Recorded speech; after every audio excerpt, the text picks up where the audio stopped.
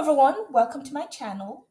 So, one of the trustees of Sentebale has spoken out to Sky News, and I'll put that a little later. But before I get to that, I wanted to just speak on the ongoing developing situation with Sentebale and some of the reasons for my present frustration with all the reporting.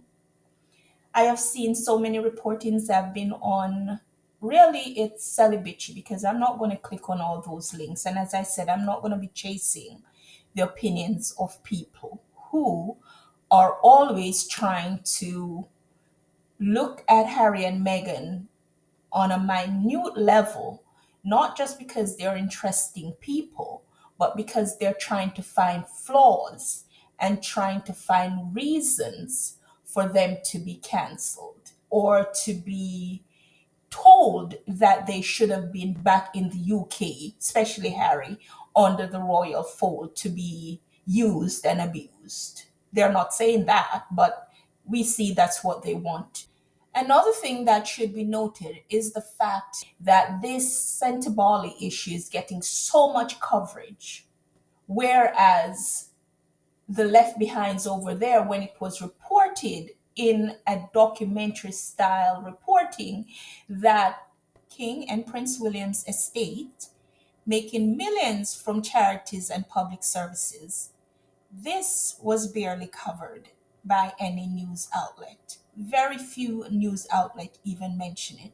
And when they did, it was briefly, it didn't go into any details. The American newspapers didn't carry it. The British media barely touched on it. And these are people that are worth billions of dollars. And that was huge to know that billionaires are taking from charities, not giving to, but taking from charities, which can lead those charities to themselves be closed down.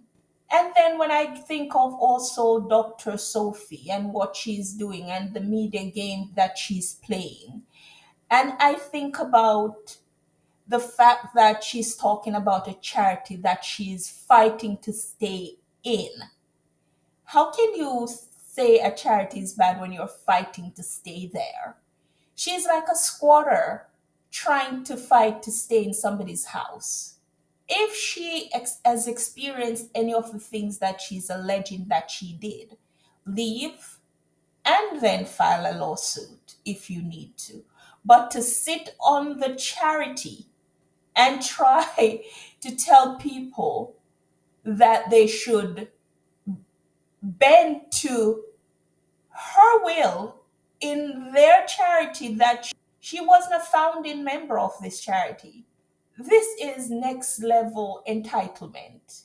And there is this other thing that I saw about, you know, white people coming in and swooping down in Africa. And there is a legitimate concern there as somebody that follows a lot of African news and follow a lot of all the things that some of the countries that we think are some of the best countries in the world, what they are doing in Africa and to Africans.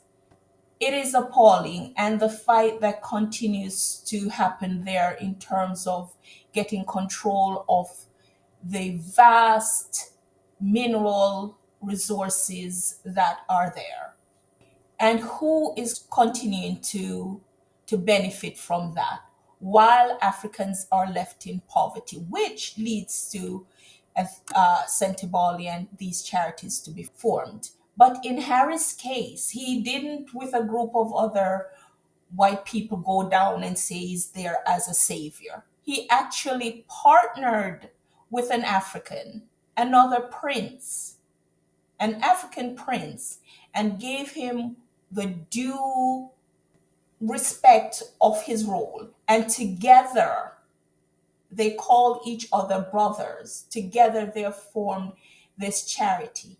Harry himself said that when he was having children with Meghan, he thought that his children would have more of her genes. He was quite comfortable with that possibility. Here's another lovely family photo.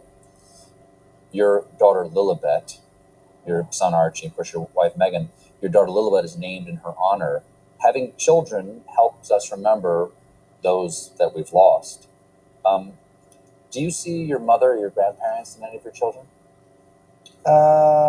Definitely my mum. The ginger gene is a strong one. Look at that. Both of them. The Spencer gene is very, very strong. I actually really genuinely thought at the beginning of my relationship that should this go the distance, and then we have kids, that there's no way the ginger gene will stand up to my wife's genes, but I was wrong. Harry is like us. He would be invited to the cookout. And so this argument regarding this does not compute. In any case, guys, here is the clip. Make of it what you will, and talk to you soon. Bye. Chair has made some incredibly serious allegations in her statement, including allegations of harassment, bullying, misogyny. As one of the trustees, how do you respond to those allegations? I can honestly say, in my experience, in the meetings I was present in, there was never even a hint of such. The general tone and conduct of the board has been one of respectful each other, accommodating each other's opinions and inputs, and speaking with respect to each other. So this all came as a shock to me when I